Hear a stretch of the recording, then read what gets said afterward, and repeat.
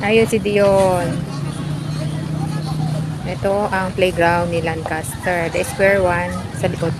Dito kami sa likod, di ba? Maraming puno siya. Ayan ang The Square.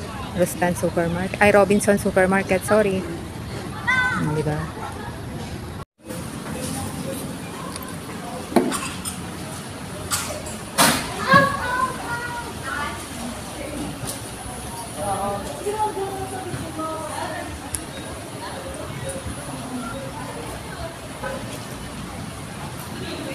Basta ganun na ba? Ganun na na-explain mo. Balik ko yung